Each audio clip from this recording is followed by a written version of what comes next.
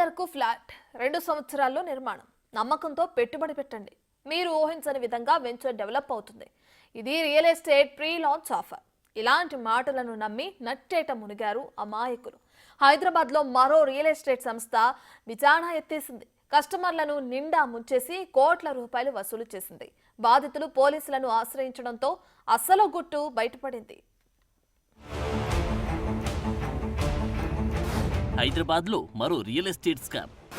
వెలుగులోకి సంచలన విషయాలు. ప్రీలాంచ్ ఆఫర్ పేరుతో కోట్లు కొట్టేసిన మోసగాళ్లు. 450 మంది నుంచి 100 కోట్లు వసూలు. మోసపోయామంటూ లబోదిబోమంటున్న బాధితులు.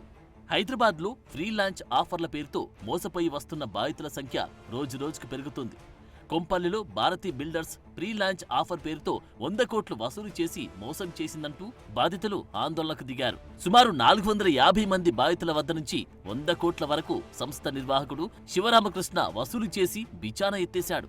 కొంపల్లిలో 6.5 ఎకరాల స్థలం చూపించి తమతో డబ్బులు కట్టించుకున్నాడు అంటున్న బాధితులు ఆ తర్వాత శివరామకృష్ణ సునీల్ కుమార్ ఆహుజా వద్ద డబ్బులు తీసుకుని ఆ భూమిని సునీల్ కుమార్ ఆహుజాకు ఏజీపీఏ చేశాడు. 4 సంవత్సరాల నుంచి భారతీ బిల్డర్ చుట్టూ తిరుగుతున్న తమకు నిర్మాణాలు పూర్తి చేసి ఇవ్వడం లేదంటున్నారు బాధితులు. నాగరాజు పొన్నారయ్య గారు అని చెప్పేసి వీళ్ళు కుంపల్లిలోని ఒక 6.5 ఎకరా ల్యాండ్ తీసుకున్నారండి. ల్యాండ్ తీసుకున్న అంటే వాళ్ళు తీసుకున్నప్పుడు ఓన్లీ అగ్రిమెంట్ మాత్రమే చేసుకున్నారు. కాకపోతే మేము ఇచ్చిన డబ్బులతో ఆ ల్యాండ్ను వాళ్ళ పేరు మీద రిజిస్ట్రేషన్ చేసుకున్నారు. రిజిస్ట్రేషన్ చేసుకున్నాక కడతాము అప్రూవల్ తీసుకొని కడతామని 1.5 ఇయర్ ల్యాగ్ చేసి ఆ 1.5 ఇయర్ తర్వాత అనుకోకుండా వీళ్ళు ఏం చేసినారంటే ఈ సునీల్ కుమార్ ఆహుజా అనే ఆయనతో వీళ్ళు ఏం మతలబ్ పెట్టుకున్నారో ఏమో కానీ మొత్తం ఆ ల్యాండ్ అంతటి తీసుకెళ్ళిపోయి ఆయన పేరు మీద ఏజీపీఏ చేపించేసినారు.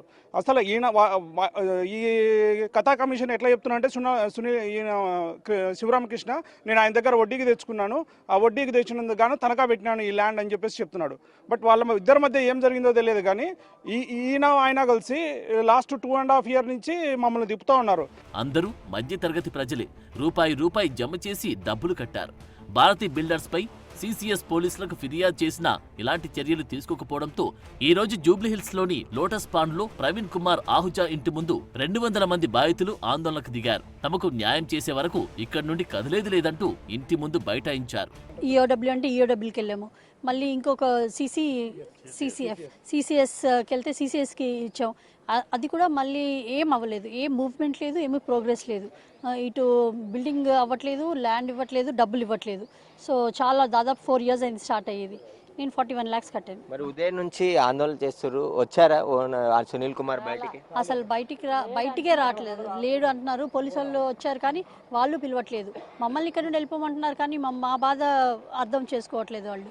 ఒక్కసారి ఇంతమంది ఇంత డిఫరెంట్ ప్లేసెస్ నుండి డిఫరెంట్ స్టేట్స్ నుండి వచ్చారు, ఇన్వెస్ట్ చేశారు, వీళ్ళంతా బాధపడుతున్నారని ఒక్కసారి వచ్చి రెస్పాండ్ అవ్వలేదు.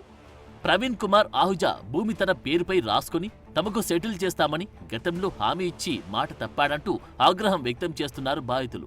పోలీసులు ప్రభుత్వం జోక్యం చేసుకుని తమకు న్యాయం చేయాల్సిందిగా కోరుతున్నారు.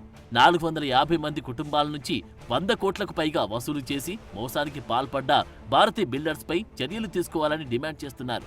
రెరా అప్రూవల్ ఉంటేనే ప్లాట్లు కొనాలి అంటున్నారు పోలీసులు. ప్రీలాంచ్లో తక్కువ ధరకు వస్తుందని డబ్బులు కట్టి మోసపోవద్దంటూ సూచిస్తున్నారు. లేదంటే మోసపోయేవారు ఉన్నంత వరకు కేటుగాలు మోసం చేస్తూనే ఉంటారు. ఇకనైనా ఇలాంటి స్కామ్ల పట్ల జనం అప్రమత్తంగా ఉండాల్సిన అవసరం ఎంతైనా ఉంది.